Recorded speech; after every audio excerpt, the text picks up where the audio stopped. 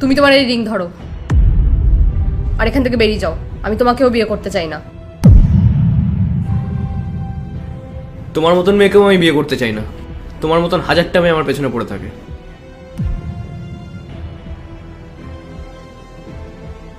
কি হলো, তুমি এরকম চুপচাপ বসে আছো কেন? তোমার কিছু দেওয়ার নেই?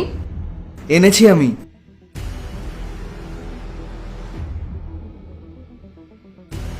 বাকি যে দুজন ছেলে এসেছিল ওরা তো আমার জন্য ডায়মন্ডের রিং এনেছিল, আর তুমি এটা কি এনেছো? সামান্য একটা রূপোর আংটি।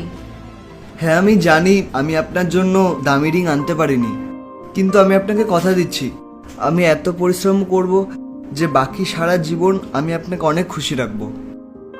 আমি আপনাকে প্রমিস করছি আমি আপনার জন্য একদিন ডায়মন্ডের রিংই আনবো। এবার আপনি ঠিক করুন আপনি আমার প্রপোজাল অ্যাকসেপ্ট করবেন কি করবেন না।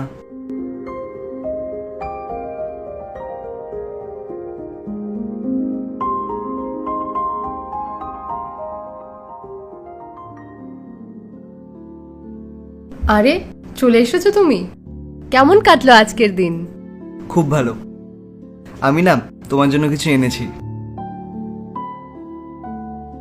এটা আমার জন্য? তোমার জন্য।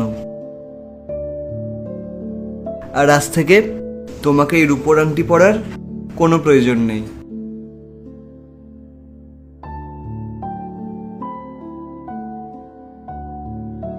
Thank you so much. খুব সুন্দর হয়েছে এটা, আর দেখে তো মনে হচ্ছে অনেক দামি। হীরের আংটি, একটু তো দামি হবেই। ডায়মন্ডের? তাহলে তো অনেক দামি। রোহান, এগুলোর কি প্রয়োজন ছিল? প্রয়োজন ছিল।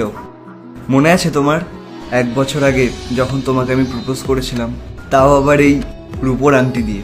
সেদিন আমি তোমাকে কথা দিয়েছিলাম যে আমি জীবনে অনেক পরিশ্রম করব আর অনেক সাকসেসফুল হব, আর তারপরে তোমার জন্য একটা হীরের আংটি এনে দেবো। আর ওই দিনটা আজ।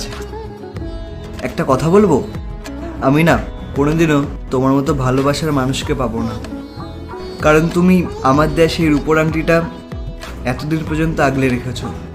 আর আমি তোমাকে কথা দিয়েছিলাম আমি একদিন তোমাকে ডায়মন্ডের রিং দেবো।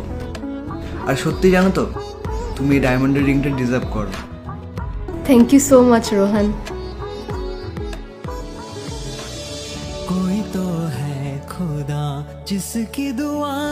আর হ্যাঁ শোনো, ওই রূপোর আংটিটা কিন্তু আমি পরবো।